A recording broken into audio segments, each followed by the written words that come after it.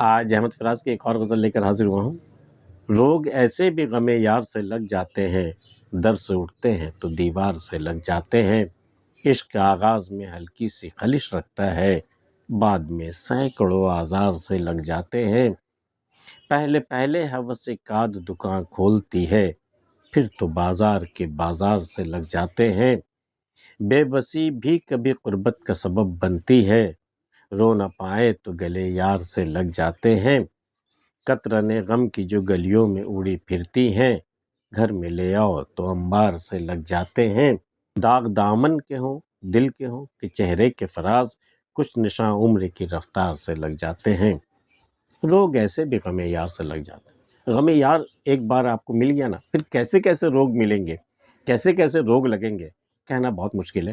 روگ ایسے بھی، اور ایسے ایسے روگ بھی مل جاتے ہیں۔ روگ ایسے بھی غم یار سے لگ جاتے ہیں، در سے اٹھتے ہیں تو دیوار سے لگ جاتے ہیں۔ جب در سے مجھے اٹھایا جاتا ہے، یار کے دروازے سے جب مجھے اٹھایا جاتا ہے، یا جب میں اٹھتا ہوں تو مجھے رونے کے لیے کسی سہارے کی ضرورت پڑتی ہے، کسی کاندھے کی ضرورت پڑتی ہے، کسی ایسے دوست کی ضرورت پڑتی ہے جس سے میں لپٹ کر رہوں۔ کوئی نہیں ہے میرا دنیا میں، لیکن کوئی ہوتا نہیں ہے، تو میں رونے کے لیے میں دیوار سے لگ جاتا ہوں، دیوار سے لپٹ کے میں رونے لگتا ہوں۔ اس قدر رونے کو دل کرتا ہے، اس قدر اپنا بے قابو ہو جاتے ہیں میرے جذبات کہ میں دیوار سے نہیں لگ کے رونا۔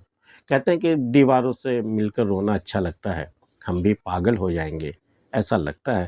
تو روگ ایسے بھی غم یار سے لگ جاتے ہیں، در سے اٹھتے ہیں تو دیوار سے لگ جاتے ہیں۔ در سے اٹھے اور دیوار سے لگ گئے، در سے اٹھتے ہیں تو دیوار سے لگ جاتے ہیں۔ عشق کے آغاز میں ہلکی سی خلش رکھتا ہے، ہلکی سی چبھن ہوتی ہے عشق میں، کوئی بہت بڑا سمٹم اس کا نہیں ہوتا۔ عشق کے آغاز میں ہلکی سی خلش رکھتا ہے، بعد میں سینکڑوں آزار سے لگ جاتے ہیں۔ سینکڑوں طرح کی بیماریاں اس سے پھر ہونے لگتی، پنپنے لگتی ہیں۔ تو عشق کے آغاز میں ہلکی سی خلش رکھتا ہے، بعد میں سینکڑوں آزار سے لگ جاتے ہیں۔ پہلے پہلے ہوس کاد دکان کھولتی ہے، پھر تو بازار کے بازار سے لگ جاتے ہیں۔ جب کوئی شہر آباد ہوتا ہے نا، نیا نیا شہر، تو ایک آدھ دکان ہوس کی بھی کھلتی ہے، بازار حسن جسے کہا جاتا ہے وہ بھی کھلتی ہے۔ لیکن جب وہ شہر بسنے لگتا ہے نا، جب بس جاتا ہے، پھر تو بازار کے بازار سے لگ جاتے ہیں۔ آج دنیا میں کوئی شہر نہیں باقی جہاں یہ بازار نہیں لگے ہوں۔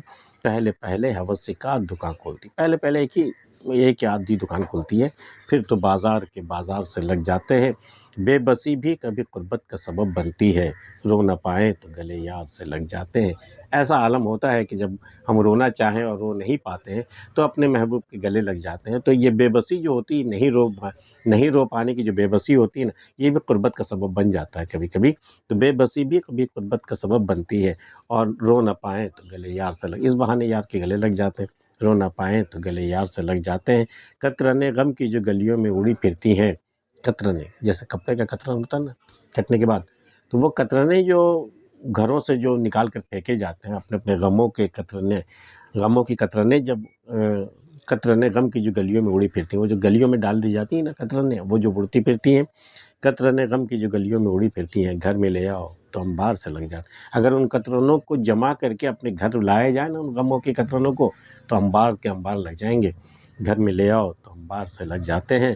داغ دامن کے ہوں دل کے ہوں کہ چہرے کے فراز، داغ چاہے جو بھی ہو، دامن کے داغ لگے ہوئے ہوں، چاہے دل پہ داغ لگ گئے ہوں، چاہے چہرے پہ داغ لگ گئے ہوں۔